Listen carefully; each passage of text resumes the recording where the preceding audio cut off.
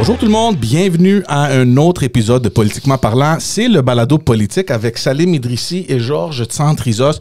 Merci beaucoup d'être là. Je ne sais pas si vous l'avez fait déjà. Sinon, allez vous abonner sur notre chaîne YouTube. On essaie de grandir cette petite communauté-là. On l'apprécie évidemment. Vous pouvez nous trouver sur toutes les plateformes audio. On est sur toutes les affaires sociaux. Là, comment t'appelles ça? Les applications. Les réseaux sociaux, les plateformes. Ça vous montre à quel point on est amateur. Là, ça fait 84 épisodes. Vous allez voir les gars. On manque les mots, là. On est quand même content aujourd'hui, Salim, parce que finalement, une des séries qu'on a créées, on peut dire qu'on l'a complétée. On la complète aujourd'hui, puis effectivement, donc c'est celle des candidats à la chefferie du Parti libéral du Québec. On a eu le plaisir d'avoir dans un premier temps Frédéric Beauchemin qui s'est joint à une autre campagne. On a eu le plaisir aussi d'avoir Charles Milliard, Denis Coderre, Marc Bélanger, et aujourd'hui, the last but not the least, c'est... Je suis désolé de vous décevoir, les gars, mais il y a un nouveau candidat. Hein? Ah oui? Mario Roy. Mario Roy? On était à Mauricie cette semaine, il est venu, il a pris la parole également. Oh, je savais. Alors, ça fait qu'il vous reste un épisode. Bon, ça veut dire que la série reste toujours ouverte. La série est toujours ouverte, mais là, vous l'avez compris, puisque vous avez entendu sa voix et on le reconnaît aussi comme ça. Bienvenue à Pablo Rodriguez à Politiquement parlant. Merci beaucoup Salim, merci beaucoup Georges. C'est un énorme plaisir d'être ici. C'est un plaisir pour nous parce que c'est à peu près le temps. Là, on se disait, est-ce qu'il va venir? Est-ce qu'il va pas venir? Est-ce qu'il va nous faire comme M. Legault? C'est le seul qui reste pour fermer cette autre série-là avec les deux ensemble. Moi, c'est clair depuis le jour 1. Mais à un moment donné, j'avais une contrainte familiale en décembre, puis ensuite, c'est Noël. Puis là, je suis là. Non, absolument. On le sait. Puis il n'a jamais été, en tout cas, ça n'a jamais été un doute que tu allais venir, je le sais bien. Puis merci d'être là, merci de prendre le temps. Tu es en campagne. Ouais. Pablo, je me permets de te tutoyer parce qu'on se connaît depuis un petit bout de temps. Là. Puis bon, dans le soccer, on est des adversaires. Ouais. Hein, tu sais. Totalement. Totalement. Moi, je suis Barcelone, lui, et Real Madrid. Bon, tu vois. Alors j'ai toujours apprécié Barcelone aussi, juste en passant. OK, bon. Deux compteurs. OK, on parlera pas de ça. Hey, Pablo, t'es en leadership. Oui. Non, mais sans blague, merci de prendre le temps. T'es en leadership, justement, là, dans cette course à la chefferie du Parti libéral du Québec. C'est beaucoup de temps, c'est beaucoup d'énergie. Alors, merci de prendre le temps de venir ici. Puis, écoute, tu connais le concept, hein? C'est-à-dire qu'on parle, on prend un café, littéralement, et on discute ensemble un petit peu de politique, en parlant de choses sérieuses, sans se prendre trop au sérieux. Donc, pour les auditeurs qui pensent qu'on est super trop gentil avec les politiciens, c'est parce qu'on ne cherche pas à être méchant, on cherche à juste avoir une discussion agréable, connaître les gens et contribuer à notre niveau à intéresser les gens à la politique et peut-être lutter un petit peu contre le cynisme qu'il peut y avoir. Donc, Pablo, dis-nous pourquoi tu as envie d'aller à la tête du Parti libéral du Québec. Pour plusieurs raisons. Tout d'abord, merci de me recevoir, messieurs. J'adore le format parce que, comme tu le dis, justement, ça permet cette discussion-là. J'ai eu l'opportunité d'en regarder beaucoup. Pas tous, mais plusieurs d'entre eux. Et pour moi, il est devenu clair, il n'y a pas longtemps qu'on a besoin de renouveau au Québec. Vous le savez, j'étais à Ottawa. J'étais à ce moment-là ministre des Transports, lieutenant pour le Québec et député d'Honoré-Mercier. Et je regardais ce qui se passait chez nous. Parce que c'est chez nous ici, même qu'on va à Ottawa comme député, le Québec reste notre chez nous. Et je me disais, mais ça n'a pas de bon sens. Ça n'a pas de bon sens. Tout d'abord, au niveau du contrat social où on accepte, nous, de payer des impôts collectivement, mais on s'attend à avoir des services. On n'a pas du côté de la santé, de l'éducation. Tout ça avec un déficit d'11 milliards. Donc, tu te retrouves avec 11 milliards de déficit, mais si tu regardes à l'inverse, et ça a donné quoi? Puis si je vous demande, est-ce que ça va mieux en santé, ça va mieux en éducation, les CPE, etc., la réponse, c'est non. Ça, je me disais, ça n'a pas de sens. Puis l'autre sens, c'est un peu du côté, je dirais, du dialogue national et de ce qui se passe au sein de la société. Le premier ministre, son premier devoir, à mes yeux, c'est de défendre la cohésion sociale. C'est de défendre le Québec et ses citoyens. C'est de pas diviser, c'est d'unir. Et malheureusement, M. Legault fait le contraire. Que ce soit francophone contre anglophone, que ce soit Montréal contre les régions, que ce soit en traitant les immigrants comme étant une menace, ce que je trouve très grave, d'ailleurs, comme propos. Alors, je me suis dit, non, sais-tu quoi? Tu retournes à la maison, tu t'en vas à Québec, tu vas non seulement diriger les troupes, tu vas battre M. Legault et tu vas battre le Parti québécois parce que j'en veux pas de référendum. Donc, alors, tu vas être bien sûr chef du Parti libéral du Québec, Oui. mais ultimement, bien sûr, tu as envie de diriger le Québec. Bien sûr. Tu veux être le prochain premier ministre du Québec. Et alors, tu sais, je veux dire, je veux pas poser une question trop large, là, mais tu sais, toi, le Québec, la vision que tu as du Québec, c'est laquelle? C'est une vision peut-être un peu idéaliste parce que je nous adore. Je trouve que... Mais c'est correct. que les Québé- puis je dis ça des yeux de quelqu'un qui n'est pas né ici, en passant. Peut-être 2 secondes parce que les gens ne me connaissent pas nécessairement, tout le monde. Je suis né en Argentine. On est venu ici comme réfugié politique. Et à l'époque, mon père était candidat gouverneur, donc il y a un peu de ça dans le sang. Et aussi l'avocat de ce qu'on appelait à l'époque des prisonniers politiques, mais essentiellement, c'était des dirigeants étudiants ou des dirigeants syndicaux qui s'opposaient à la dictature. Donc, il a été emprisonné, il a été torturé plus d'une fois. Il disparaissait, des fois, on ne le voyait pas. Ma mère me dit « Ah, ton papa est parti en voyage », mais il était aux mains des militaires. Et à un moment donné, ils ont mis 2 bombes dans la maison. On a tous été blessés. Moi, j'avais 7 ans et quelques, on est revolé. Moi, j'ai revolé sur le mur, tout le monde était blessé. Et c'était une question de temps, on le savait, qu'elle allait nous tuer. Donc, on a quitté, on est arrivé ici. Ici, pourquoi? Au Québec, pour 2 raisons. Mon père, lorsqu'il était plus jeune, jouait du Molière en Argentine dans l'Académie française et il baragouinait un peu le français. Fait ça, c'est l'une des raisons. L'autre, c'est qu'on avait des amis d'Argentine qui étaient ici. Mais dès le jour 1, je me suis senti chez nous, je me suis senti profondément québécois et un amoureux inconditionnel de la langue française. Alors, pour moi, le Québec, c'est cette terre d'accueil-là où on est fier de qui on est, fier de notre culture francophone, en ayant une minorité anglophone vivante.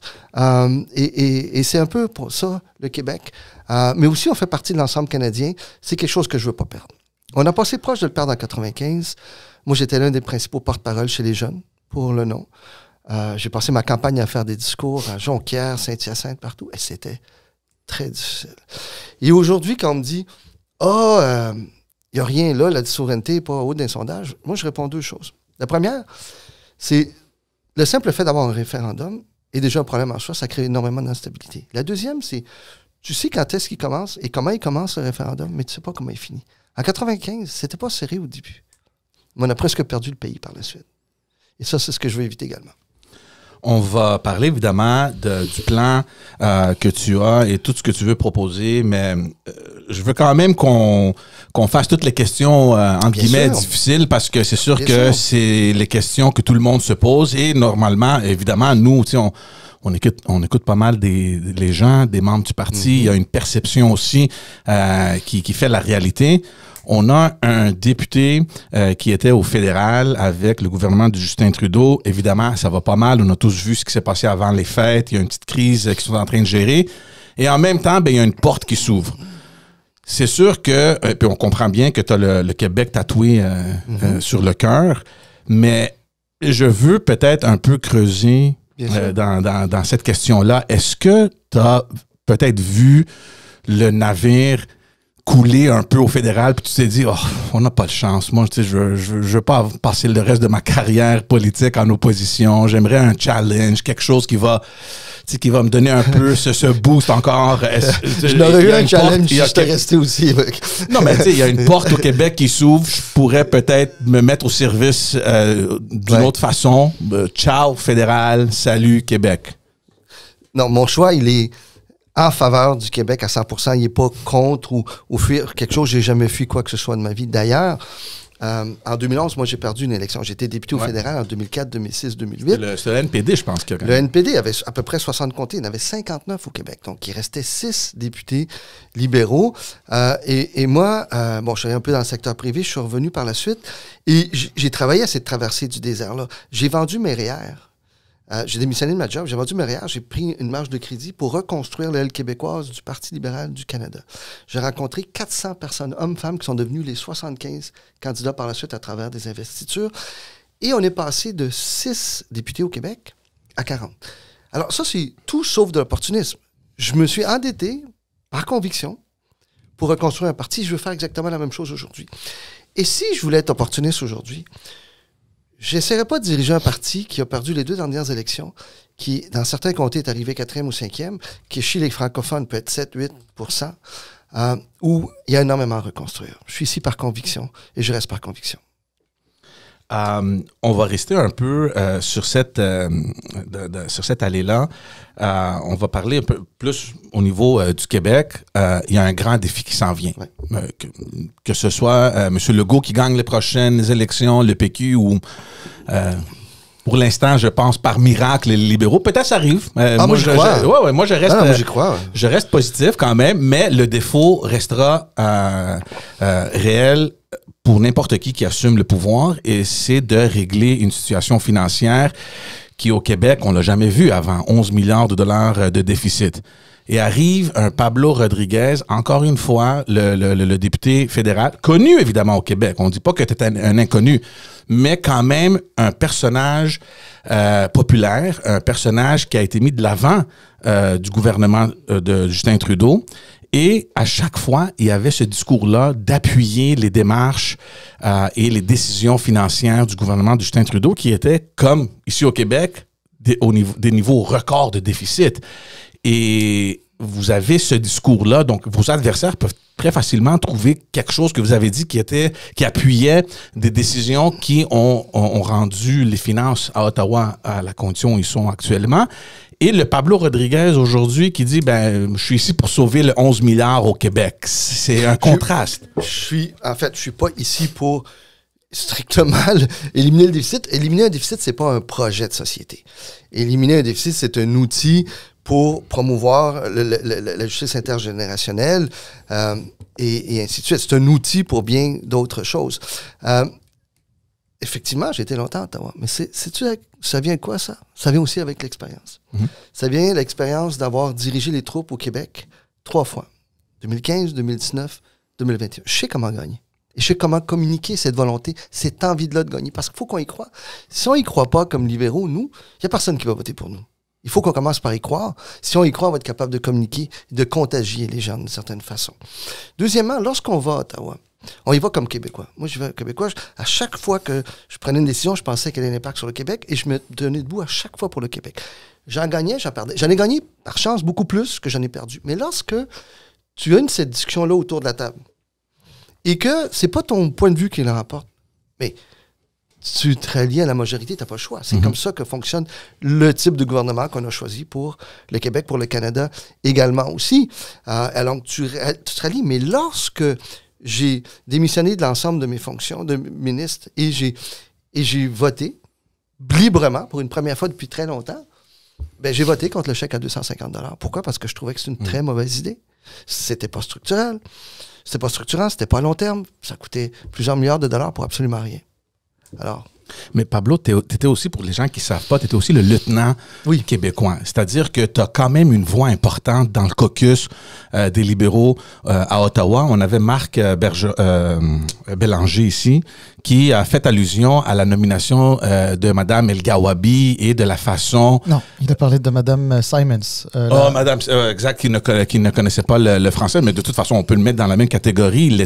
Il y avait un aspect négatif contre les Québécois, puis il a dit, moi, si je m'appelais Pablo Rodriguez, lieutenant du Québec, j'aurais dit, vous la nommez pas, sinon je démissionne. T'es quand même une voix importante. Tu réagis comment? Écoute, là, faut faire attention. C'est un peu facile de dire à chaque fois que je suis pas content, je démissionne. C'est pas comme ça qu'on construit ni un gouvernement ni une société. Madame, puisque tu as touché à Mme El-Gawabi, moi je suis sorti publiquement pour dire que je suis très mal à l'aise avec ses propos et la façon dont elle dépeint les Québécois, c'est absolument pas ça. J'étais sorti très fort publiquement. Même en étant ministre à ce moment-là, j'avais été très clair. Je l'avais convoqué à mon bureau, j'avais discuté avec elle. Pour Mme Simon, c'est sûr qu'il faudrait que, dans un monde idéal, qu'elle soit bilingue, absolument. En fait, il faudrait que l'ensemble des hauts dirigeants, et dans un monde idéal, les juges à la Cour suprême, moi, je me suis battu pour ça, pour que tous les juges soient bilingues. Alors, revenons un petit peu à la course à la direction du parti. Donc là, tu as fait... T'as fait le passage donc d'Ottawa. J'ai traversé le pont. Mais on a vu. J'ai traversé le pont avec Roxane, et ma conjointe, et Béatrice, notre fille. Oui. C'était une belle opération de com. ça paraissait très bien. Ça donnait très bien. Oui, c'est le symbole un petit peu que tu voulais envoyer. C'est parfait. Alors, là, tu es de retour au Québec. Mm-hmm. Tu retournes dans un parti que tu as connu il y a quand même très longtemps. Et tu avais... entre les deux, tu as quand même connu un autre parti de manière quand même très proche, là, au Parti libéral du Canada. Quand tu arrives au Parti libéral du Québec, est-ce que tu sens beaucoup la différence entre le Parti libéral du Canada et le Parti libéral du Québec? Oui, c'est deux partis complètement distincts. Il y a des gens qui se recoupent. Moi, j'ai énormément d'amis, à la fois des gens qui n'ont jamais milité au fédéral, qui sont PLQ, que je connais depuis des années, puis d'autres qui ont milité aussi au fédéral. Il n'y a rien de mal, par ailleurs, de militer au fédéral, que ce soit pour les libéraux, les conservateurs ou autres. On a eu un très grand chef premier ministre qui s'appelle Jean Charest, qui était ministre conservateur, qui était chef du Parti conservateur. Il y en a eu d'autres dans le passé également, les Lesage, Bouchard, qui a passé également d'un pays de gouvernement à l'autre. Mais moi, je me sens très bien accueilli quand je rencontre des gens. C'est beaucoup de personnes à qui j'ai milité les années 90, des années 2000. Des années 90, moi, j'ai commencé sur l'exécutif. J'étais sur l'exécutif national avec Mario Dumont. Les gens l'oublient. Et ça, les gars, c'était une période extrêmement intense. Vous êtes peut-être un peu jeune, là, mais je suis sur l'exécutif avec Mario. Et là, c'est la mort de Mitch qu'on appuyait tous. Puis là, tout le monde démissionne après ça. Parce que là, t'as le rapport à l'air, puis là, le débat interne, puis les jeunes libéraux démissionnent. On est resté 3, 4. On a rebâti autour de ça. On est allé chercher les jeunes conservateurs, les jeunes libéraux fédéraux, et ainsi de suite. Et là, on a créé le comité des jeunes pour le oui à Charlottetown. Puis ensuite, le comité des jeunes pour... en fait, tout l'exécutif pour les jeunes, etc. pour en 95 pour le non. Donc, c'est des années d'un intense militantisme qui, j'espère, reviendront jamais, là, mais... C'était l'effervescence qu'il y avait, ce qu'on vivait, c'était complètement fou. Et dans les années 2000, lorsque Jean Charest était là, le parti m'a demandé de diriger bénévolement les communications de plusieurs partiels. Nathalie Rochefort, dans le comté de Mercier qu'on a gagné par ailleurs. Donc, je me suis impliqué là. Lise Thériault, que je connaissais pas, qui est devenue une grande amie, ils m'ont dit, écoute, on a une nouvelle candidate potentielle dans le comté d'Anjou, que j'ai représentée par la suite au fédéral. Peux-tu lui donner un petit coup de main au niveau de la formation? On la salue d'ailleurs, Lise. Oui. Bon, on la salue toujours, Lise. On l'aime beaucoup. Il y avait un autre partiel, c'était Vincent dans le comté de Laval, à Vimont. Vincent Auclair. Philomena Roti. J'ai donné un coup de main dans ces partiels et ainsi de suite. Alors, donc, mais ce que je veux dire par là, c'est que même lorsque je militais et lorsque j'étais député et ministre, mais j'étais toujours très proche du PLQ, j'ai toujours été un libéral. Oui. Donc, dans le fond, ça n'a pas été... comment dire? Tu n'as pas eu besoin nécessairement de devoir retrouver tes marques. Dans le fond, tu as toujours été un peu PLQ, même quand tu étais au PLC. C'est ça que tu... Oui. Je ne fais pas de carte de membre parce que quand tu es député puis ministre fédéral, tu gardes une certaine réserve. Mais oui... Mais alors, c'est pas moi qui vais évidemment te l'apprendre, mais évidemment, le mot libéral que les deux partis, ont dans leur nom, dans leur appellation, souvent ont une interprétation un peu plus différente. Là, je rentre un peu sur le petit côté un peu philosophique que j'aime bien, qu'on oublie un petit peu en politique, mais la philosophie en fait partie. Le mot libéral, souvent, au fédéral, est peut-être un peu connoté quasiment un petit peu anglophone, comme un peu, entre guillemets, la gauche, alors que au provincial, libéral, c'est le libéralisme classique dans lequel, d'ailleurs, on retrouve beaucoup de conservateurs. À juste titre, tu as mentionné des conservateurs au PLQ, dont un ancien premier ministre libéral, Jean Charest, qui était un conservateur, donc un libéral classique, finalement. Est-ce que passer du PLC ou des libéraux classiques où on pouvait peut-être moins en croiser au PLQ, est-ce que tu as senti ça? Parce que maintenant, au PLQ, tu croises des gens qui sont peut-être un peu plus à droite que ce que tu as pu croiser au PLC, non? Mais je dirais que le PLQ, tel que je l'ai connu, c'est une coalition de gens qui un peu partout, mais fédéralistes à la base. Et j'ai beaucoup d'amis chez les conservateurs également aussi. Là. Il y a des gens qui militent au Parti conservateur, qui ont été très impliqués chez les conservateurs, qui m'appuient également. Moi, j'étais pas aussi à gauche que le gouvernement actuel au fédéral. Je donnais mon point de vue ici et là. Je suis radicalement au centre. Sur certaines choses, je peux être un peu centre-droit, centre-gauche, par exemple, sur la justice criminelle, c'est-à-dire sur les peines. Moi, quelqu'un qui touche un enfant ou une femme, tu t'en vas en prison, puis tu t'en vas pas la fin de semaine à regarder la télévision chez toi. Là. Il faut qu'il y ait des conséquences. Là-dessus, je suis intraitable. Par contre, au niveau des programmes sociaux, est-ce que l'on doit être là pour ceux qui en ont plus de besoin, nos aînés, nos familles monoparentales? Absolument aussi. Donc, je pense qu'à cause de ça, je suis radicalement au centre. Okay. Alors, juste pour aller un petit peu plus loin, bon, alors, évidemment, on t'a observé, écouté là depuis que tu as décidé de te lancer. Ouais. Et oui, c'est vrai que, puis là, je l'ai déjà dit à des personnes, y compris de ton entourage, etc. En fait, tu es apparu à des endroits où je ne t'attendais pas. Sur certains sujets. Okay. Moi, je te le dis positivement parce que j'y croyais. Non, mais parce que je croyais à ça. D'autres pourraient le voir ou le percevoir différemment, évidemment, mais moi, regarde. Je suis pas journaliste, on jase. Mais non, mais ce que je veux dire par là, c'est que c'est sûr qu'on t'attendait pas nécessairement sur ta position vis-à-vis effectivement des finances publiques là, tu sais, parce que l'être humain étant ce qu'il est, mais il met les gens dans des cases, puis tu sais, forcément tu venais en politique beaucoup.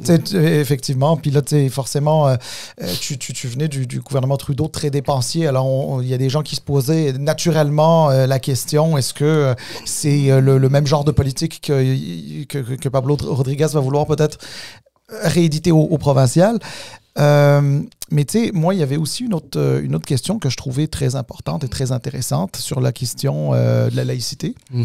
Évidemment, on est au Québec. La laïcité, c'est quelque chose d'incontournable. On la veut tous. Mais, absolument, 100%. Mais moi, j'ai toujours dit une chose, c'est qu'au Québec, on veut en tout cas, à tout le moins, quand on est libéral, on croit aux libertés, un tant soit peu. La laïcité, ça peut être un levier de liberté. Il faut juste pas que ça soit un levier de discrimination. Loi 21, elle va être entendue en Cour suprême. Ouais. Qu'est-ce que tu penses un petit peu de ça? Là-dessus, j'ai souvent pris la parole sur ce sujet-là. J'ai un problème fondamental, très certainement, avec l'utilisation préemptive de la clause non-obstant. Et j'utilise un exemple un peu drastique, mais quand même, parce que l'utilisation préventive vient clore tout débat politique et tout débat aussi juridique devant les cours. Mais je prends l'exemple suivant. Et je l'ai vérifié auprès de constitutionnalistes. Si il y a un gouvernement à Ottawa qui décide que l'avortement est illégal, OK? Et met la clause de façon préventive dans la loi, il est majoritaire, la clause est adoptée. Le lendemain, les femmes n'ont plus le droit de disposer de leur corps. C'est fini. Dans notre société à nous. Alors, c'est là où j'ai un problème fondamental sur le fait qu'il ne peut y avoir de débat à cause de l'utilisation préventive de cette clause-là. Et sur le fond, on va voir, la Cour suprême va se pencher là-dessus, on va voir ce qu'elle décide, et par la suite, on va voir ce qui arrive avec ça. Mais moi, j'ai toujours dit que j'ai toujours défendrai toujours la laïcité de l'État. C'est un des piliers, un des fondements de notre société. Mais 21 tel quel, quand tu regardes Bedford, c'est pas tant ce que les gens portent que ce que les gens ont dans la tête. Je veux dire, c'est pas ça qui est venu pallier aux problèmes qui sont arrivés à Bedford. Moi, je pense qu'il y a des choses qui doivent être très serrées et c'est pas nécessairement en lien avec la façon dont les gens s'habillent. Mais alors, on peut être en faveur de la laïcité parce que la laïcité, c'est un... On est tous en faveur de la laïcité. La laïcité, on peut-tu s'entendre que la laïcité, c'est pas la loi 21? Parce que, on va s'entendre qu'au gouvernement actuel, on dit loi 21, c'est la laïcité. Non, si t'es contre la loi 21, c'est que t'es contre la laïcité. Non, exact. Salim, c'est extrêmement bien dit, puis je pense qu'il va falloir qu'on soit plus clair de cette façon-là. Bon, parce que moi, ça me convient. J'ai eu l'occasion de le dire, y compris à des invités qui ne pensent pas la même chose, là, mais je crois que c'est très important. Mais là, ta position, excuse-moi, George, je suis un peu long, mais ta position, justement, sur les questions des écoles privées confessionnelles.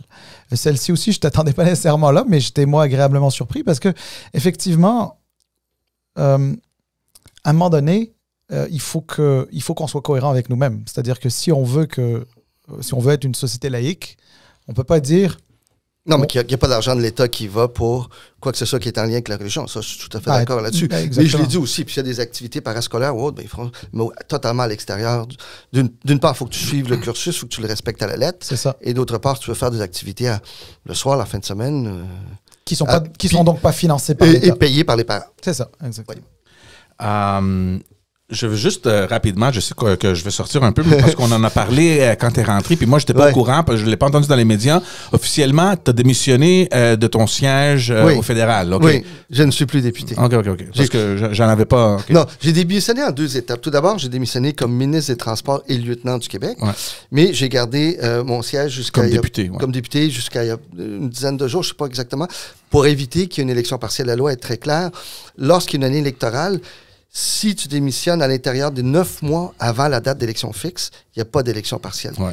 S'il y avait une élection partielle, ça serait autour d'1 million de dollars au fédéral. Donc, je l'ai lévité, mais j'ai démissionné la première journée disponible. À peu près, oui. Revenons maintenant. C'est correct, c'est clair. Là, je voulais. Et oui. Aussi pour le bénéfice. J'ai plus de job. Mais non, mais c'est aussi pour le bénéfice. Je travaille fort pour en avoir une, là. Revenons évidemment au Québec. On a parlé tantôt du problème fiscal dans lequel on se trouve. C'est une période un peu difficile. Il y a des menaces tarifaires qui arrivent des États-Unis aussi. Donc, le contexte économique un peu fragile. Je veux juste écouter un peu sur ton plan. Tu sais, qu'est-ce qu'il faut au Québec au niveau économique? Comment est-ce qu'on doit affronter ces menaces-là de Donald Trump? Puis un peu ta vision là-dessus. Ouais. Écoute, j'ai quand même une certaine expérience pour avoir fait partie de l'équipe qui a négocié le premier traité de libre-échange. Moi, lorsque ça a été conclu en 2018, j'étais ministre de la Culture. Et à ce moment-là, Trump était très clair qu'il voulait abolir les protections culturelles qu'on a dans le traité de libre-échange. Et pour moi, c'était un non catégorique. C'est ce qui nous permet de protéger nos cultures, nos livres, l'édition, la télévision de chez nous, alors notre musique. Et donc, j'ai fait partie de cette équipe-là. On s'est tenu debout, on a gagné là-dessus. Et la deuxième chose, c'est que j'ai aussi tenu tête aux géants du web. Et ça, c'était pas facile parce que j'ai réussi à faire adopter un projet de loi qui aujourd'hui ramène beaucoup d'argent à notre industrie chez nous. Mais savez-vous c'est quoi s'asseoir avec Facebook puis négocier? Puis quand ils envoient leur big boss, là, moi, ils ont envoyé leur big boss aussi de YouTube, là, de la Californie, là, s'asseoir avec moi. Là. C'était très difficile. Puis quelqu'un, ça pourrait être intimidant des fois. Mais je me suis jamais laissé intimider parce que je savais pourquoi je me battais. C'était pour protéger et promouvoir notre milieu culturel et notre langue aussi. Parce qu'on protège aussi notre langue en protégeant les fondements de notre système de culture. Alors, je l'ai déjà fait dans le passé. Maintenant, moi, je pense que l'approche, pour avoir une approche efficace, tu ne peux pas la faire à la pièce. Si le Québec, il vote seul, si l'Alberta, il vote seul, si l'Ontario vote seul, Trump, il va très bien comprendre qu'on est divisé et il va s'en servir contre nous. Le problème avec M. Legault, c'est qu'il ne croit pas au Canada. Moi, j'y crois. Ce pays, il n'est pas parfait. Mais c'est quand même un pays qui fait partie du G7, une puissance économique, qui est beaucoup plus forte lorsque ses provinces et le gouvernement fédéral parlent d'une même voix. Et c'est ce qu'on a fait la dernière fois, c'est ce qu'on a fait dans le passé, en ayant des stratégies, en ciblant, par exemple, des États dont le premier client est le Canada. Ouais. Quand tu vas t'asseoir avec un gouverneur de l'État et dire « Ça, voici ce que tu produis dans ton État. » Du Bourbon, par exemple. Tu vas avoir 100% de tarifs. Tu peux être sûr qu'il va aller à Washington. Quand il va aller à Washington la prochaine fois, il va dire « Guys, faites attention. » Et c'est une approche qui avait été utilisée dans le passé par le Canada pour dire, en ciblant certains États qui dépendaient grandement du Canada et qui a porté ses fruits aussi. Mais il faut croire au Canada. Et c'est pas le cas de la CAQ, c'est pas le cas du PQ. Tu es d'accord donc que on devrait être ouvert à tout, comme M. Legault le dit, évidemment, M. Ford aussi en Ontario dit, garde, on est prêt à faire tout ce qui est nécessaire, à mettre à risque les différentes économies, que ce soit l'énergie, les métaux naturels qu'on a ici au Québec. Et on voit de l'autre côté l'exemple complètement opposant de l'Alberta qui dit, garde, moi là, mon énergie, c'est notre pain, notre beurre. Pourquoi est-ce que je mettrais ça en danger pour que le Québec ou l'Ontario puisse s'en sortir mieux, disons, quand depuis très longtemps, j'essaie de passer mon produit à travers les provinces pour l'amener en marché, puis vous me bloquez la porte. Donc, vous voulez jouer ensemble, je suis correct. Le Team Canada, c'est beau pour Nord-Sud, mais pour Est-Ouest, on a plein de barrières. Et je la comprends un peu. Je l'ai dit aussi au dernier épisode avec Karina Gould. J'ai dit, je comprends un peu son point de vue. Si on essaie de regarder le revers de la médaille, je la comprends. C'est une première ministre d'une province. Elle a les intérêts des Albertains à cœur. Puis elle dit, regarde, nous, on essaie depuis très longtemps. Puis on a des barrières. Ils nous mettent les bâtons dans les roues. Puis là, tout à coup, on veut faire une équipe pour combattre les Américains. Moi, j'ai pas de problème avec les Américains. J'ai un bon deal avec eux. On échange. Ils nous achètent de l'énergie. Pourquoi est-ce que je mettrais ça à risque? Donc là, on a les autres provinces qui sont prêts à dire, regarde, nous, we're fair game, c'est correct, on joue, on est prêt à tout. T'es d'accord avec ça? Ben, je peux comprendre certaines de ces frustrations, mais je suis en désaccord avec les solutions qu'elle essaie d'appliquer parce qu'elles viennent affaiblir le Canada. Et Trump le comprend très bien. Alors, s'il fait décrocher l'Alberta par une négociation bilatérale du consensus canadien, c'est l'ensemble du pays qui s'affaiblit. Ça prend une réponse commune. L'autre chose, c'est que si on répond fermement comme pays, il y a un impact aux États-Unis. Si on augmente de façon drastique le prix du bois d'œuvre, regardez à la Californie actuellement, le nombre de maisons qui a brûlé, qui vont avoir besoin d'énormément de bois. Là et ailleurs aussi. Et si le prix du bois augmente de 25 %, si le prix d'énergie augmente de 25 %, si le prix d'un paquet de matières premières, de l'acier, de l'aluminium augmente d'autant, à ce moment, le prix de la construction aux États-Unis va augmenter, va exploser. Il va avoir un impact au niveau de la politique directe. En anglais, on dit toujours « All politics is local ». Et il y a une pression qui va subir. Intéressant, effectivement. Ça, c'est l'attitude à avoir Je pense que oui. Dans un contexte comme ça, effectivement, c'est d'essayer de penser à comment nous unir pour être plus forts ensemble. C'est dommage, effectivement, moi je partage ton avis sur la manière dont l'Alberta agit là-dedans. C'est juste qu'il y a une image qui me revient là, de tous les premiers ministres qui étaient en train de dire Canada First. Puis c'est sûr qu'on n'est pas certain que du côté du Québec, on dit ça, mais pas dans le sens faire passer le Canada, parce qu'on parle du Canada comme si c'était le gouvernement fédéral. Mais c'est pas faire passer le Canada avant le Québec, mais c'est plus comment on s'unit ensemble. Faire partie de l'équipe, c'est ça. Mais pour commencer, il faut y croire au Canada. Puis le gouvernement actuel y croit pas. Tout à fait. On passe un petit peu sur une question plus, j'ai envie de dire, d'actualité. Là. Évidemment, on n'a pas encore tous les détails, mais on peut au moins discuter un petit peu de la chose. Là. Mais il y a le ministre Roberge qui a déposé un projet de loi, je crois hier, dans lequel, en fait, c'est un peu ça, comment dire? C'est un peu sa réponse à ce qu'il appelle le multiculturalisme canadien. Et donc, dans le fond, il veut prendre complètement ses distances par rapport à ça. Il dit qu'il n'y avait jamais eu de loi ou quoi que ce soit qui venait inscrire dans le marbre notre façon d'être au Québec et que c'est ce qu'il fait maintenant avec cette loi-là. On va voir les détails, il va y avoir des consultations, on ne sait pas tout. Qu'est-ce que, a priori, de ce que tu as pu en entendre parler, qu'est-ce qu'a priori tu penses de ce qu'il a pu en parler, là, de ce qu'il a pu dire, excuse-moi? Je le vois, on pourrait aller plus sur le fond, mais sur la forme, lorsqu'il dit c'est le projet de loi le plus important qu'on va présenter cette session, là, je me dis, attends une minute, là. Trump, demain, là, il va mettre 25 % de tarifs. Tu as un déficit d'11 milliards. Tu as un temps d'entente inacceptable. Tu as un paquet de jeunes, en particulier des garçons qui décrochent. Et c'est ton projet de loi le plus important de la session? Il y a un autre paramètre, c'est que le PQ, il est devant lui dans les sondages, non? À ce moment-là, ce que tu fais, c'est que tu prends des décisions basées uniquement sur le politique et les sondages. Mais tu es capable de t'élever au-dessus de ça. C'est sûr qu'on pense tous à la politique et c'est ça. Mais en temps de crise, c'est là qu'on reconnaît les grands. Et lorsqu'on est grand, on pense à son peuple plutôt qu'à son parti. Et si tu penses à ton peuple, peut-être que la priorité, ça va être de voir comment contrer Trump puis comment travailler avec les autres provinces. Ça va peut-être être comment on fait que les aînés qui ont un manque d'accès aux soins puissent y avoir accès. Comment on fait que des enfants qui vont à l'école sans manger le matin puissent y aller en mangeant le matin parce que ça change complètement ton degré de concentration. Alors, moi, je pense que c'est peut-être la mauvaise priorité, mais en même temps, ça fait partie d'une stratégie. Parce que pendant qu'on parle de ça, est-ce qu'on est en train de parler du 11 milliards de déficit? Est-ce qu'on est en train de parler des problèmes qu'il y a en région? Parce qu'il y en a énormément, on pourra en parler si vous voulez tantôt. Est-ce qu'on parle du système de santé? Est-ce qu'on parle de l'éducation? Est-ce qu'on parle de nos CPE? Absolument pas. On parle de ça. Maintenant, on verra. Pour ce qui est des détails, on ne les a pas. Je ne suis pas certain même que M. Robert, je les connais, les détails de son projet de loi. On pourrait évaluer ça par la suite. Mais on va parler des régions, mais avant ça, parce que avec son projet de loi, lui, ce qu'il vise, bien sûr, c'est l'identité. Et la CAQ est arrivée au pouvoir quasiment sur ce sujet-là. Puis, bon, tu sais, il y a déjà eu des projets de loi sur l'immigration. Il y a eu des projets de loi sur la loi 21 notamment. Puis, il y a eu la nouvelle loi 101, là, le projet de loi 96 aussi, etc.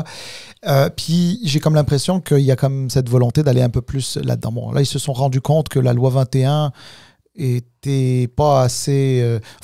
finalement, c'était il n'y avait pas de laïcité là-dedans, là, donc il a fallu, il faut régler Bedford puis les autres écoles de ce genre-là, exactement. Là, ils arrivent avec ça. L'idée ici, c'est vraiment, là, en tout cas, je l'écoutais à la radio ce matin, dans le fond, c'est de dire, regardez, le contrat social qu'il y a à Toronto, qu'il y a à Calgary, qu'il y a à Vancouver, peu importe ailleurs au Canada, là, c'est pas le contrat social qu'il y a au Québec. Et il y a comme une volonté un petit peu de forcer un petit peu tout le monde à adhérer à ce modèle-là. Et je ne parle pas des choses évidentes, parce qu'évidemment, on est au Québec, donc il y a certaines choses qui sont incontournables. Le français, la laïcité, la culture, je veux dire, tout ça, pour moi, c'est une évidence. Mais en même temps, est-ce que c'est comme ça qu'on arrive, à ton avis, à faire adhérer des nouveaux arrivants à la culture québécoise? Moi, je suis né à l'extérieur du Québec. Je suis un Québécois de l'extérieur qui est né à l'extérieur du Québec. Et oui, qui prône la culture québécoise, le français. Et puis même mes enfants, là, c'est comme ça que je les éduque, comme des Québécois, Québécoises francophones, fiers d'une culture, etc., que j'ai adopté à 100%. À 100%. Mais en même temps, il y a aussi d'autres Québécois nés ici, descendants de Jacques Cartier, admettons, là, tu sais. Puis, disons qu'ils ne veulent pas nécessairement cette espèce de scoutisme identitaire où il faut avoir... Moi, j'ai un drapeau du Québec chez moi à la maison, là, je suis peut-être un peu intense, mais ils ne le veulent peut-être pas, eux autres, et pourtant, ils sont Québécois sur, je sais pas, 15 générations. Qu'est-ce que tu penses de cette volonté là, d'imposer un modèle? On n'adhère pas au Québec par la force, on y adhère par l'amour. Et moi, je l'ai vécu, je le disais, je parlais pas français ou anglais lorsque je suis arrivé ici. J'avais 8 ans, je suis tombé en amour le jour 1 avec le Québec, avec la langue, avec la culture, avec qui nous sommes. Et je pense que il faut comprendre que il y a des modèles traditionnels, par exemple, pour franciser les jeunes. Tu l'assois sur un banc d'école, tu dis, tu vas apprendre le français. Puis ça, c'est utile, c'est nécessaire pour l'aspect grammatical de la chose, ainsi de suite. Mais moi, le français, là, dans les faits, là, je l'ai appris en jouant au hockey. Si je voulais recevoir une passe d'un ami, il fallait que je sois capable d'y demander sa passe. Puis ensuite de ça, ben, j'ai appris à jouer de la guitare, puis j'ai chanté du Paul Piché, puis du harmonium, puis ainsi de suite. Et alors, ce que je veux dire par là, c'est que l'élément, oui, on va te faire apprendre le français à travers des cours, etc., est essentiel pour la base grammaticale. Mais faites en sorte que les gens tombent en amour avec la culture, parce qu'on a tout pour tomber en amour avec la culture québécoise. Si on regarde les films, les séries télévisées, la musique, c'est extraordinaire ce qu'on produit. Alors, moi, ce que je souhaite faire, c'est il faut qu'il y ait plus de films, de télévision, de musique en français pour que ceux qui veulent apprendre le français aient plus de choix, regardent plus ce qu'on produit chez nous, et non seulement le regardent plus, mais lorsqu'ils vont enregistrer de la musique, qu'ils aillent enregistrer de la musique en français, créer des séries télévisées en français. Donnons l'amour du français et du Québec. Parce que tu peux essayer de rentrer dans la gorge de quelqu'un, c'est pas comme ça. Et c'est facile de tomber en amour avec qui nous sommes. Comment est-ce qu'on fait pour changer un peu la direction ou le ton un peu de la politique? Parce qu'on voit clairement qu'on s'enligne vers un discours plus idéologique. Ça a marché pour M. Legault pour ses 2 campagnes qu'il a gagnées. On le voit de plus en plus en politique, évidemment, et vous avez raison de dire que, tu sais, il y a plein d'autres choses qui sont importantes, mais là, on est en train de parler d'une loi qui va encadrer un peu c'est quoi un Québécois et comment les nouveaux arrivants vont adopter cette culture-là, la langue, etc. Mais ça fonctionne au niveau politique, puis on peut dire ce qu'on veut. À la fin, on veut gagner, on veut être au gouvernement pour prendre les positions. Donc, c'est ça que ça prend, ben c'est ça qu'il faut faire. Le PQ a son propre discours, ça marche bien. On les voit, ils sont premiers dans les sondages. Mais comment est-ce qu'on fait pour changer de direction, ramener le discours, par exemple, aux défis économiques, etc. Comment est-ce qu'on fait? En étant authentique, en étant vrai, en étant honnête, puis en bullshitant pas. C'est-à-dire que si on regarde ce que le gouvernement Legault a fait, puis on promis accès à une première ligne en 90 minutes ou à une opération chirurgicale en tant de jours, puis ça ne s'est pas concrétisé, les gens ne croient plus. Moi, comme premier ministre, je n'arriverai pas avec des promesses de ça va prendre 2 heures, tu vas avoir un médecin ou quoi que ce soit. Soyons honnêtes, parfois, ça veut dire aussi dire ce que les gens ne veulent pas entendre, mais au moins ils vont pouvoir te faire confiance parce que tu me dis ça, j'ai pas le goût d'entendre ça, mais c'est quoi, au moins tu es honnête en me le disant. Et n'essayons pas d'être tout pour tout le monde. Et je pense que dans le passé, dans les dernières années, le Parti libéral du Québec a essayé justement d'être un peu tout pour tout le monde. Soyons qui nous sommes, soyons fiers. N'acceptons pas le discours de nos adversaires sous nous-mêmes. Assumons qui nous sommes, communiquons-le. Allons voir les gens directement. Et cette campagne-là est très utile pour ça. Les candidats passent leur temps dans les régions. C'est très, très, très utile pour ça. Mais une autre chose, on n'a pas parlé, messieurs, c'est faut relancer le parti, là. Parce que, je le disais, j'étais à Trois-Rivières, à Yamachiche avant-hier. On a tous des maudites bonnes idées. Les 5 candidats, là, en tout cas, c'est ça. Tout le monde a des bonnes idées. Mais si on ne gagne pas l'élection, là, ça s'en va au cimetière des meilleures idées au monde. Ça ne sera jamais appliqué, puis ça va avoir le Parti québécois comme gouvernement. Alors, on va débattre, chacun va avoir d'excellentes idées sur l'économie, sur la santé, de l'éducation et tout ça. Mais comment est-ce qu'on relance le parti? Et moi, j'ai énormément d'idées là-dessus. Je l'ai dit tantôt, j'ai littéralement, avec d'autres, pas seul, mais rebâti l'aile québécoise du PLC. Je passe beaucoup de temps avec d'anciens candidats. Il y en a beaucoup qui m'appuient. Et là, je me rends compte que dans bien des cas, il n'y a jamais de porte-à-porte. Mais comment tu peux comprendre ce qui se passe dans ton comté, en contact, si tu ne fais pas de porte-à-porte? Les outils technologiques. Par exemple, d'avoir un téléphone qui te permet d'entrer des données directement quand tu fais du porte-à-porte, puis tu vois, oh, il y a 2 enfants dans la maison, la personne est indécise, ce que tu as entré là, ça va directement au quartier général. Et le prochain appel que la personne reçoit, l'indécis, ça va porter justement sur les programmes qu'on a pour les enfants et ainsi de suite. Porte-à-porte, ça va faire que tout le monde en fasse. Le mode de financement, j'ai fait des comtés où il n'y a pas eu de financement 5, 7 dernières années. Ça ne sera pas possible à l'avenir.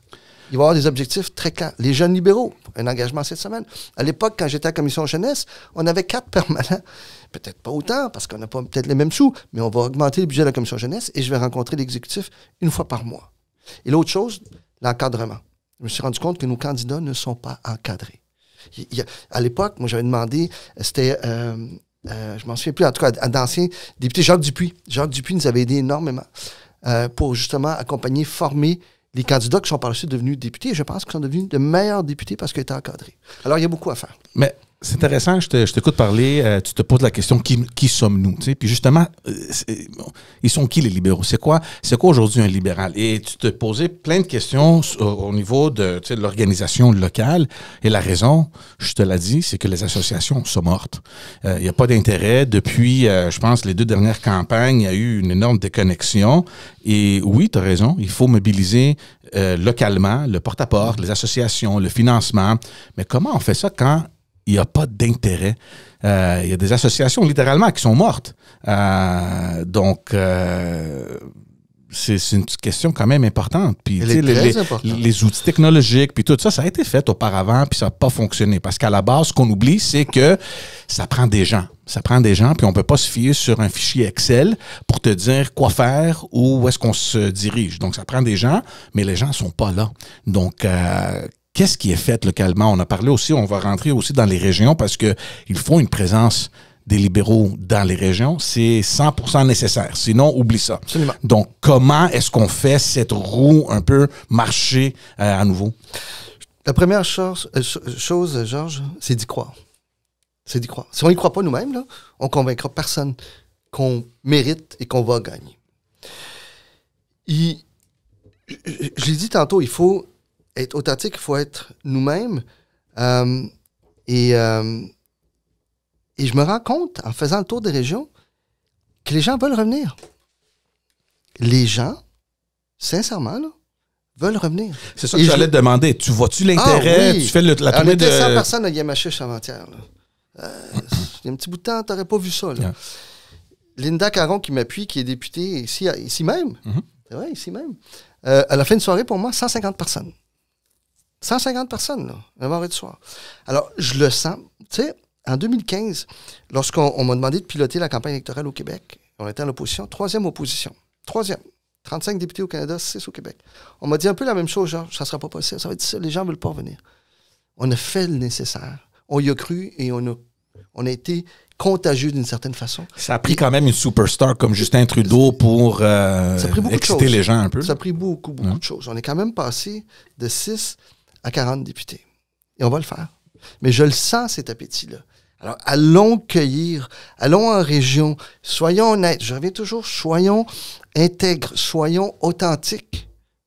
Parce que les gens en veulent plus de fausses promesses. Comment ça se passe, excuse-moi Salim, comment ça se passe ta campagne? Qu'est-ce que tu vois? Puis honnêtement, là, on sait que c'est en campagne, ça va bien, oui, les membres, les appuis, blablabla, mais fundamentally, comment ça se passe? Ça va bien, les membres, oui, blablabla. Non, mais c'est ça parce que t'as raison, ça prend des membres, ça prend des renouvellements, ça prend de l'intérêt, puis je sais pas, on parle à beaucoup de gens, puis j'ai de la misère à le voir. Peut-être c'est encore tôt, je sais pas, l'élection est loin, là, on parle d'octobre 2026, on a beaucoup de temps. Comment va ma campagne? Je te dirais que tu parles à 100% des candidats actuellement, officiels. Je suis le premier, le seul qui, pour l'instant, a eu le feu vert, recueilli l'ensemble des signatures à travers les différentes régions. En fait, on les a fait toutes, les comtés, et ainsi de suite. Donner 40 000 $ également, qu'il fallait donner comme dépôt. C'est fait. Donc, je suis au moment où on se parle, en tout cas, le premier et seul candidat reconnu. Ce qui veut dire qu'il y a un certain attrait parce qu'il faut que tu ailles chercher du monde partout, il faut que tu ailles chercher des sous, et ainsi de suite. Ça veut dire que si les autres n'y arrivent pas, il est chef par acclamation. Je pense pas que ça soit ça. Et honnêtement, je le souhaiterais pas du tout. Ouais, parce que j'ai réalisé une chose. Je m'améliore à chaque jour à cause de ça. Et les autres aussi, je suis certain. Mais aussi, les couronnements, c'est mauvais. C'est mauvais. C'est très mauvais. Les couronnements, c'est mauvais. Je rappelle d'ailleurs que la dernière fois, ça avait été un couronnement. Ouais. Puis, sans rien enlever à la légitimité légale de quelqu'un qui est couronné, il y a une légitimité politique et morale qui est plus faible lorsque quelqu'un arrive à la tête d'un parti politique sans opposition. Là. Et puis, t'es pas testé non plus. Non, c'est ça, exactement. Et, bon, dans mon cas, c'est sûr que j'ai une carrière avant, donc j'ai été testé plus d'une fois comme ministre et ainsi de suite, mais le fait de faire cette campagne-là fait en sorte que tu montes une structure complète, une structure de communication, une structure de mobilisation, une structure de données, une structure de tournée, une structure de tout. Alors, tu bâtis une équipe extrêmement forte. Chaque candidat en bâtit une aussi. On ajoute, on amène du nouveau monde. Le défi actuellement, c'est pas... Il faut arrêter de se parler entre nous autres, là. Tous ceux qui sont là depuis un bout de temps, qui sont déjà membres, il faut aller chercher du nouveau monde parce qu'on ne gagnera pas en étant juste nous autres. Puis on ne gagnera pas juste en étant à Montréal et à les banlieues. Il faut qu'on aille en région. Est-ce que le nuage Justin Trudeau te suit un peu? Tu fais le porte-à-porte. Est-ce que c'est des questions qui reviennent souvent, qui te font perdre un peu de temps pour expliquer, puis établir un peu ta crédibilité, puis ensuite passer à ton programme? Non, je te dirais que les gens font la part des choses. Et tu sais, ça fait un bout de temps, là, ça fait presque 5 mois que j'ai traversé le pont. Puis on va pas passer un autre 5 mois là-dessus. Là. Je veux dire, à un moment donné, la réponse réelle, c'est non. Je veux dire, parfois, certains peuvent le soulever, mais comme je disais tantôt, le fait d'avoir été longtemps à Ottawa, il faut aussi dire que j'ai de l'expérience. Au lendemain de l'élection, si quelqu'un vient me voir et me dit « C'est quoi être député? » Ben, je peux lui expliquer c'est quoi être député. Parce que l'un des plus grands défis d'un chef, c'est de recruter une équipe extrêmement forte. Moi, je l'ai fait 3 fois, et en particulier en 2015. Il va falloir que la personne qui gagne soit capable de le faire et d'expliquer c'est quoi être député, c'est quoi les défis, c'est quoi ton train de vie. Tu sais, tout ça, là. Mais je te demande spécifiquement parce que, et tu le sais, évidemment, tu as l'expérience, ça prend pas juste les membres libéraux pour gagner une élection, ça prend aussi le reste du Québec. OK? Puis quand on a ce nuage-là qui continue, puis l'avantage qui existe, c'est que l'élection est encore très loin, puis moi, je pense qu'éventuellement, les gens vont l'oublier. On oublie vite en politique. Mais je vois juste un potentiel obstacle pour convaincre le reste du Québec que t'es le gars pour la situation? Écoute, chacun a ses propres défis. Moi, là, j'ai l'avantage d'avoir l'expérience et l'aspect rassembleur. Si tu regardes Frédéric Beauchemin, qui est un excellent candidat, là, c'était un très bon candidat au leadership, c'est un très bon député et maîtrise les finances comme peu de personnes, honnêtement, qui vont intégrer mon équipe économique, d'ailleurs, avec Martin Coiteux et d'autres. Mais j'amène deux choses. Et les Tao? Oui. Non, je demande. Non, mais Carlos et Tao m'appuient. Okay. Il ne s'implique pas. Il a été très clair. Il y a des gens qui ont joué. Il m'appuie. Il a envoyé une note à l'effet qu'il m'appuyait, mais qu'il ne pouvait pas s'impliquer activement à cause de son rôle à la Banque du Canada. Alors, lui aussi. Mais ce que je veux dire, c'est que je pense qu'il y a 2 éléments fondamentaux pour le prochain chef. Être capable de rassembler les libéraux, mais rassembler les Québécois, et avoir cette expérience-là qui fait en sorte qu'au lendemain de la campagne, moi, je suis prêt. J'ai encore des choses à apprendre, évidemment, mais j'ai pas tout à apprendre. J'ai pas à apprendre c'est quoi être candidat, c'est quoi être député, c'est quoi faire partie d'un caucus, et ainsi de suite. Et il y a une chose aussi, messieurs. Doug Ford vient de déclencher une élection il y a une couple de jours, là, 1 an et demi à l'avance. Il n'y a rien qui dit que dans octobre prochain, François Legault il voit ses chiffres un peu meilleurs, puis il me dit, mon Dieu, la situation a tellement changé que j'ai besoin d'un mandat pour faire quelque chose que, dans le fond, j'ai pas besoin parce que j'ai déjà un mandat, puis je m'en vais en élection. Il risquerait de violer la loi, puisque la loi, normalement, ne permet pas ça. Hein. Normalement, au Québec, la loi à date fixe. Est à date fixe. Mais les lois à date fixe, ça peut changer. Ouais, en tout cas, non, effectivement, ça pourrait être. Mais est-ce que, excuse-moi, Salim, je suis vraiment désolé, mais c'est juste parce qu'on parle là-dessus de l'expérience. On va pas parler de Justin Trudeau, là. Non, c'est fini. Parler de Justin Trudeau, là. C'est fini, Justin Trudeau. Non, mais c'est parce qu'on parle justement d'expérience, puis, tu sais, on se demande souvent, est-ce que c'est important l'expérience? 100%. Parce que on voit le cas du Parti québécois. Et je veux pas ici abaisser Paul Saint-Pierre Plamondon, on l'a eu d'ailleurs sur le podcast, c'est un gars très habile puis très intelligent, mais en termes d'expérience politique, on peut pas le comparer à un Pablo Rodriguez ou à quelqu'un d'autre, mais il représente un renouveau. Les membres du Parti québécois, il l'aime. C'est un gars qui est quand même attiré beaucoup d'appui, puis ça va très bien pour eux. Donc, pourquoi ne pas aller avec quelqu'un similaire au Parti libéral du Québec qui n'a pas nécessairement l'expérience d'un Pablo Rodriguez, mais qui peut reproduire un peu l'effet qui semble avoir marché au Parti québécois? Es-tu en train de parler de Charles Milliard? Ben, pas nécessairement, parce que c'est pas le seul qui n'a pas l'expérience. Tous les autres candidats sont dans la même catégorie. Monsieur Saint-Pierre Plamondon a été élu sans expérience.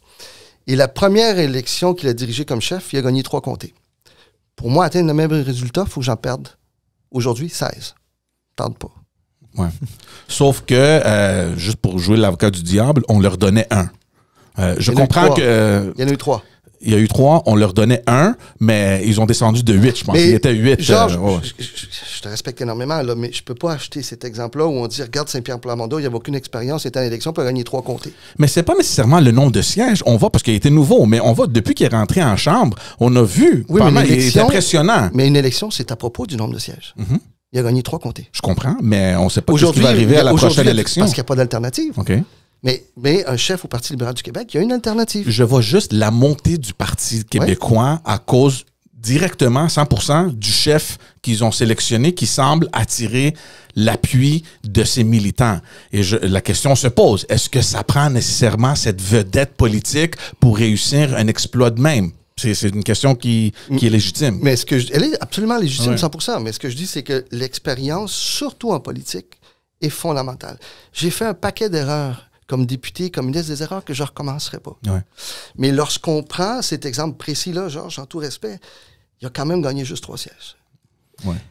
Alors, le PLQ, là, quand il a perdu les élections en 2018, puis il les a reperdus de manière encore plus flagrante en 2022, la première question que les gens ont commencé à se poser, c'est comme, OK, comment on va reconstruire le parti? Tu as bien expliqué, en tout cas, ta vision de comment reconstruire le parti tantôt. Mais évidemment, il y a la question, des régions. Ouais. Puis là, tu nous disais qu'en région, admettons, quand tu y allais, tu faisais des rencontres, il y avait 100 personnes à Yamachiche, puis tu en faisais ailleurs, etc., puis il y avait du monde. Mais les gens, je pense que c'est pas juste... C'est-à-dire, s'ils veulent reconnecter avec le Parti libéral du Québec, ça ne peut pas être juste par le fait qu'ils soient fâchés contre le gouvernement de M. Legault. C'est-à-dire qu'on essaye aussi un petit peu de comprendre qu'est-ce que le Parti libéral du Québec a à offrir. Et comme le mot libéral est là, donc j'imagine quand même que ça répond à une certaine philosophie libérale. Toi, quand tu rencontres le monde en région, là, comment tu leur expliques que c'est pas juste que tu les comprends, parce que il n'y a pas de raison que tu les comprennes pas ou que quelqu'un en région ne comprenne pas Montréal. J'ai jamais compris ça d'ailleurs, qu'on essaye de les opposer comme ça. Mais comment tu essayes de faire passer le fait que ce que tu as envie d'offrir comme chef du Parti libéral du Québec, ça va les toucher et ça ne va pas en contradiction avec les autres intérêts qu'on peut avoir à travers la province, y compris en métropole? Juste pour revenir sur Yamachiche, tous les candidats étaient là par contre. Je faisais référence au fait qu'il y avait 100 personnes dans la salle, mais les candidats, on discutait, mais c'était une très bonne nouvelle d'avoir 100 personnes dans cette salle-là. Il n'y en avait même pas 100 à Montréal. Au port de la Mauricie. C'était absolument extraordinaire. Moi, je viens de Sherbrooke en passant. Hein. Tout le monde dit Montréal, là, mais puis si tu me demandes la question d'où tu viens, honnêtement, là, je réponds encore, je suis un petit gars de Sherbrooke. C'est dans mes tripes, dans mes gènes, j'ai grandi là, j'ai fini mon primaire, j'ai fait tout mon secondaire, j'ai fait tout mon cégep, j'ai fait toute mon université, j'ai travaillé là, puis j'ai quitté à 25 ans pour Montréal. Mais lorsque l'on met, et ça, je trouve ça triste d'une certaine façon, lorsqu'on met en opposition Montréal et les régions, on joue le jeu de François Legault. Je pense que chaque région, incluant Montréal, a son rôle à jouer au sein du Québec. Montréal est le poumon économique, une ville qui est très tournée vers le monde, et ainsi de suite. J'ai tourné à travers le Québec depuis que j'étais sur la commission jeunesse avec Mario Dumont, 1991-12, je m'en souviens, autour de cette période-là. J'étais par la suite président des Jeunes libéraux, j'étais président du parti, lieutenant du Québec, ministre des Transports, etc. Et j'ai tourné tout le temps. J'ai passé ma vie à tourner à travers le Québec. Ça donne plusieurs choses, dont deux. La première, c'est que je connais beaucoup d'élus municipaux un peu partout. Et lorsque je vais, et que je peux avoir de ce type de discussion ouverte où on passe notre temps à discuter, j'apprends énormément d'eux. Et le lien, au Québec, le lien personnel est extrêmement important. Deuxième chose, j'ai donné des entrevues à peu près partout. Cette semaine, j'ai donné une entrevue à Trois-Rivières. J'avais TVA qui me suivait avec une caméra pour voir où est-ce que j'allais, puis je visitais des trucs, et j'ai donné une entrevue de 15 minutes avec une radio. J'avais donné des entrevues plusieurs fois dans le passé, quand je vais à Chicoutimi, je fais les radios là-bas, etc. Donc, ça donne un autre avantage. Ça me donne une certaine connaissance des régions, mais je ne vais jamais dire que moi ou quiconque connaît totalement les régions parce que les choses évoluent et les régions sont très différentes l'une de l'autre. Je pense que j'ai une bonne connaissance des régions du Québec, mais il faut en même temps s'assurer que l'on comprenne les différences, les défis. Il y en a qui sont les mêmes. Vieillissement de la population, exode rural. Et alors, il manque de services, trop souvent. Justement, quand j'étais là-bas, là-dessus, qui venait de fermer une unité là-bas. Il faut faire deux choses. La première, c'est offrir un bon gouvernement. Les régions comme Montréal veulent un bon gouvernement. Il n'y a pas une région, c'est pas, une région va dire non, nous, on ne veut pas de bon gouvernement. Non, si on offre un bon gouvernement honnête, intègre, je pense que c'est une première étape. La deuxième, c'est travailler à renforcer les régions, sur le plan de l'économie, par exemple. Nos PME, comment est-ce qu'on peut utiliser l'intelligence artificielle un peu mieux, la recherche et le développement, comment est-ce qu'on peut garder notre propriété intellectuelle chez nous un peu plus. Tout ça doit être accompagné d'une livraison aussi de services. Ça renforce ces compagnies-là, mais Québec ferme ses soins de santé ou tu n'as pas d'accès à des CPE, tu as un problème. Et l'autre chose, tes commerces. Il faut qu'aussi en région, tu aies accès à ton épicerie, à ta banque, à ta pharmacie. Donc, il y a tout un secteur aussi qu'on doit être capable d'aider ou de renforcer pour créer cette qualité de vie-là et faire en sorte que les gens puissent non seulement rester en région, mais s'épanouir chez eux. C'est intéressant. Tu ouvres la porte sur le développement économique. Je vais la prendre parce que justement, on a un géant qui était venu au Québec, une compagnie comme Amazon, on ne peut pas le négliger quand même, c'est énorme, qui vient d'investir au Québec. Là, ils ont quitté. Ouais. Tu penses quoi? Ben, je pense qu'une entreprise privée peut prendre ses propres décisions. Ça j'y crois fermement. Mais le droit à la syndicalisation aussi existe chez nous. C'est-à-dire que les employés ont le droit de se regrouper sous certaines conditions, etc. Moi, ce que j'aurais voulu, c'est que M. Legault step up, comme on dit en anglais, là, puis qu'il aille les rencontrer, puis il demande, c'est quoi la vraie raison? Expliquez-nous pourquoi. Puis est-ce qu'on peut discuter pour l'avenir ou non? Toutes ces choses qu'il a faites, on se rappelle de lui pour sa joke plate sur le jus d'orange. C'était sa seule réaction. Lorsque des milliers de personnes perdent leur job, et ça a un impact sur encore plus de personnes autour d'eux. Donc, ma première pensée, c'est pour les familles, pour les travailleurs, pour leurs familles, mais aussi pour le fait que le premier ministre a raté une occasion d'être à la hauteur et questionner directement Amazon. Ouais. Mais là, regarde, parce que l'exemple d'Amazon qu'apporte George est pour moi super important parce qu'il reflète quelque chose aussi. Amazon n'a pas décidé de quitter le Canada.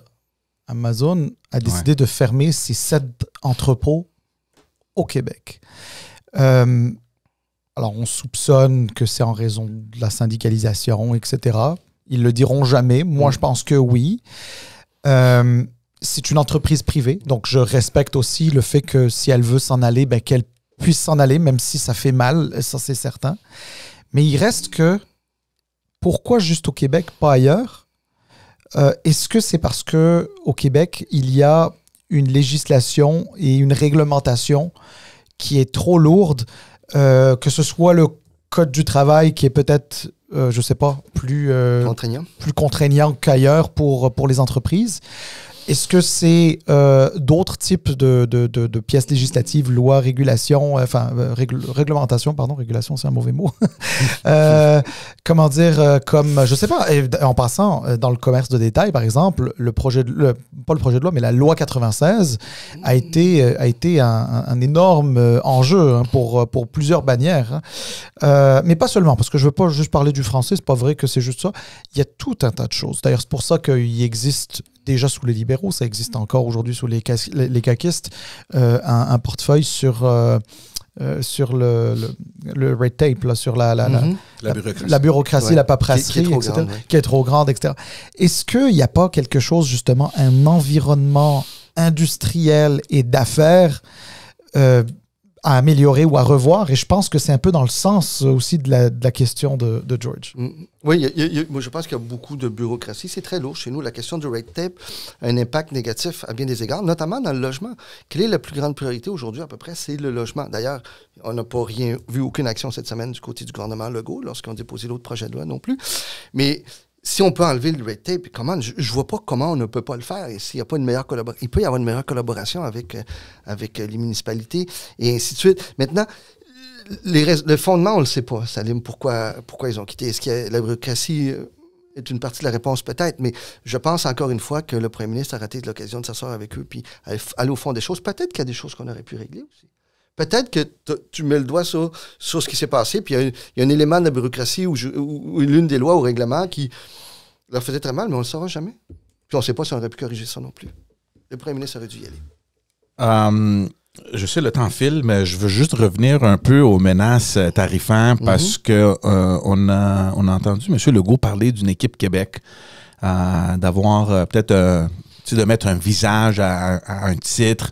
Je ne sais pas qu'est-ce qui arrive. Je ne sais pas exactement si le Québec joue en deuxième place. Là. Je ne sais pas exactement qu'est-ce qui se passe, là, mais juste ta réaction là-dessus en termes de leadership. Moi, je ne suis pas prêt à dire que M. Legault reste silencieux. On le voit, il prend des positions. C'est quand même une voix importante dans le conseil des premiers ministres. Il a dit, il semble être ouvert à mettre tout dans le jeu, mais c'est juste au niveau de la stratégie, un peu de leadership, parce qu'on voit beaucoup plus Doug Ford qu'on voit Legault. Oui, ce qui est assez particulier aussi de voir Doug Ford qui essaie de devenir capitaine Canada, puis à l'autre côté, Daniel Smith qui est bon. C'est bien pour lui, on l'a vu, il a profité pour lancer sa campagne. Il est en élection, là. Puis encore une fois, je vous rappelle, messieurs, qu'il est en élection 1 an et demi avant la date fixée pour l'élection, ce qui n'est pas impossible que ça arrive également chez nous. Je pense qu'il faut se préparer.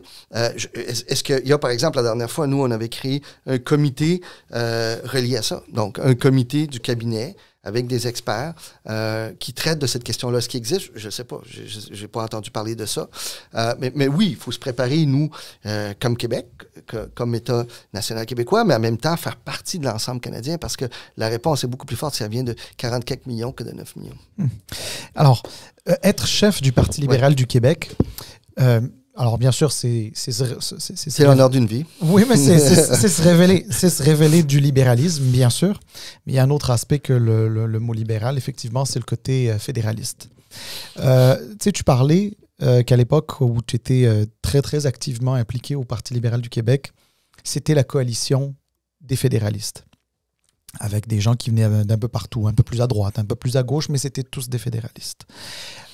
J'ai comme l'impression que cette période, qui était une période référendaire, a réduit le concept de fédéralisme à simplement être anti-souveraineté. Donc, dans le fond, lui, là, c'est un libéral, c'est un fédéraliste, il veut rester dans le Canada. C'est quoi un libéral? Quelqu'un qui veut rester dans le Canada. Je pense que c'est... intéressant. Je crois personnellement que c'est plus que ça, mais enfin bref. Mais même... rester dans le Canada, c'est plus que juste rester dans le Canada. Le fédéralisme, c'est comment, dans le fond, c'est comment utiliser tous les leviers d'une fédération pour que le Québec puisse tirer son épingle du jeu et s'épanouir et permettre à la population du Québec de s'épanouir. On essaye toujours d'opposer un petit peu. Quand on est genre fier nationaliste, il faudrait quasiment gommer de nous autres le fait, je dis de nous autres parce que je suis fédéraliste, je veux dire, il n'y a pas de... Il n'y a rien de mal là-dedans. Oh, non, je le suis également. Non, il n'y a clairement pas rien de mal là-dedans. J'en suis fier, puis je le revendique. Et d'ailleurs, justement, c'est pour ça que je pousse la chose un peu plus loin. Il faut arrêter de penser que le fédéralisme, c'est juste une opposition à la souveraineté. Et il faut arrêter aussi de penser que d'avoir un sentiment nationaliste au Québec veut dire qu'il faut effacer l'identité canadienne. Excuse-moi, je vais un peu plus loin dans ma question, mais je veux justement, pour que tu puisses aller toi aussi un peu plus loin là-dedans, là. Le drapeau du Canada. Il y a une feuille d'érable dessus. 97% des érablières sont où? Au Québec. Ici, ouais. Le mot Canada. Oui, l'hymne national. L'hymne national. On est une province fondatrice du Non, mais je te ferai pas de cours. Tu as été ministre du patrimoine, tu connais ça mieux que moi. C'est certain. Il reste que, voilà, c'est-à-dire que ce pays-là appartient aux Québécois. Ce pays, le Canada, appartient aux Québécois. Ils sont les co-auteurs de son histoire. À 100%. Donc, l'idée... Alors là, moi, ce que j'ai envie de te dire, c'est toi, en campagne, auprès des libéraux, mais aussi par la suite auprès de toute une population qui n'a pas nécessairement la même sensibilité au Canada que toi et moi. Et c'est bien correct, parce qu'on est libre ici, donc c'est comme ça. Mais comment est-ce que tu mets de l'avant ça? Parce que c'est hyper important, mais j'ai l'impression qu'on a tellement envie de mettre... De démontrer qu'on peut reconnecter avec le vote francophone partout en région, etc., que tout d'un coup, on a peur de s'afficher à côté d'un unifolié. Là. Oui, mais je pense qu'on ne peut pas mettre vote francophone en opposition avec le Canada non plus. Là. Il y a énormément, une très grande majorité de francophones, en fait, qui sentent cette appartenance au Canada à différents degrés, certains plus, certains moins. Mais le Canada d'aujourd'hui a été fortement influencé par le Québec, même dans les dernières années, alors que le gouvernement du Canada a mis de l'avant plusieurs programmes basés sur le Québec. Il s'est tourné de bord, puis a fait un chèque au Québec, va dire, vous avez votre propre programme, on va les mettre ailleurs parce qu'il n'existe pas. Mais c'est le Québec qui a donné à travers les siècles cette saveur-là, ce goût-là. Moi, je dis que le Québec est le cœur du Canada d'une certaine façon. Et bien qu'on soit différent, parce qu'on est différent, on est totalement différent. On a participé à ce pays-là et je pense qu'on peut être fier de notre contribution et fier aussi de ne pas être de l'autre côté de la frontière. On est très, très différents collectivement parce qu'on est différents comme Québécois de l'ensemble des Canadiens, mais à bien des égards aussi, on se rapproche sur cet aspect-là de solidarité, sur l'importance de préserver notre culture, de ne pas se laisser envahir par les Américains et autres. Et on a fait des batailles communes à travers les générations. Et je pense qu'on ne peut pas mettre en opposition le fait français fédéralisme. Moi, je pense que beaucoup de francophones sont fiers des Canadiens, très souvent québécois avant tout, mais également canadiens. Quelques questions très rapides et on termine oui ou non, si c'est possible, évidemment. T'es élu premier ministre. Oui. Est-ce que tu veux faire affaire plus avec un Pierre Poilievre, un Mark Carney ou un Jack Métis? On va prendre qui est là. Moi, j'ai fait face et collaboré avec une multitude de politiciens. Je suis rentré en politique avec Paul Martin, avec qui j'étais très, très proche, que j'aime beaucoup par ailleurs. On va prendre qui décide à Ottawa. Tu as parlé de recrutement pour l'équipe des candidats. Est-ce que ça t'intéresse? Non. Merci, mais ce chapitre-là est fini. Mais est-ce qu'on fait des conventions ouvertes où tu es le boss, tu choisis ton équipe, puis tu reconnais les compétences de tes candidats, puis tu dis, toi, là, je te veux là. Puis... Je pense que les deux doivent exister. Un chef doit toujours pouvoir s'entourer de gens à qui il a confiance, qu'il veut avoir. Donc, je pense que c'est tout à fait légitime que le chef puisse choisir un grand nombre de ses candidats. Mais lorsque c'est pertinent d'avoir une investiture, tu l'as fait, ça renouvelle le membership, ça fait vendre des cartes aussi. Et pour toi, est-ce que tu as une idée? Non, j'ai aucune idée. Honnêtement, je suis pas là pantoute. Est-ce que tu sais, admettons, là, si ta campagne te mène à une victoire le 14 juin prochain, il restera environ 15 mois avant les élections. Est-ce que tu chercheras à rentrer à l'Assemblée nationale ou est-ce que t'es plus, je dois reconstruire le parti, je vais être sur le terrain, etc. Parce que c'est deux games différentes. Il n'y en a pas une qui est moins importante que l'autre. Je suis exactement l'autre. Les deux sont très valides. Il y a deux écoles de pensée. Tu rentres dès que possible à l'Assemblée nationale pour avoir une voix, l'opportunité de poser des questions, mais pendant que tu fais ça, tu n'es pas sur le terrain. L'autre possibilité, c'est que tu fais comme Jean Charest aussi a fait au début, tu tournes à travers le Québec le plus possible, tu fais le plein de candidats, tu te prépares à l'élection. Alors, les deux sont valides. Honnêtement, je ne sais pas, ma réflexion n'est pas là parce que j'assume pas que je vais gagner, je prends rien pour acquis, je travaille très fort pour y arriver. Est-ce que tu as une idée? Oh, oui, vas-y, Salim. Une dernière question pour moi. Est-ce que, advenant le cas que tu ne remportes pas la chefferie, est-ce que tu te présenterais quand même pour le Parti libéral? Oui, absolument. Moi, j'ai fait un engagement de 10 ans, j'ai une discussion de famille, et dans notre cas, c'est pas théorique. Hein? J'ai été élu 6 fois, j'ai été ministre plusieurs années, j'étais pas à la maison très, très, très souvent. Alors, lorsque j'ai demandé à ma conjointe, à ma fille, on embarque-tu? Puis ils m'ont dit oui, et ça savait exactement ce que oui voulait dire. Et finalement, est-ce que tu as une idée où est-ce que tu aimerais te présenter? On a Charles Millard qui veut... on comprend, là, mais Charles Millard parlait de l'Estrie. Je pense que Denis Coderre parlait de Lévis, je pense. Et non, il a dit le Normandin. Oh, c'est autre chose, ça. Il se présente souvent au Normandin. Mais Pablo Rodriguez, ouais, est-ce qu'on a une idée? Non, aucune. Honnêtement, aucune. Non, non, pour l'instant, vraiment, là, c'est avec l'équipe, avec des gens qui croient en moi, qui croient en quelque chose, un projet. On travaille très fort pour y arriver, en toute humilité, puis on va tout faire pour y arriver. Super.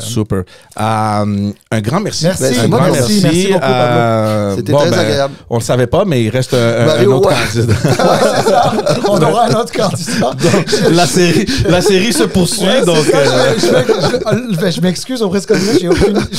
J'ai aucune idée c'est qui, mais on va chercher, puis on va voir. Bonne chance à toi. Bonne chance à toi. Puis on risque de se revoir. All right, merci tout le monde. N'oubliez pas, allez vous abonner et on vous revoit bientôt avec un tout nouvel épisode. Ciao tout le monde. Bye.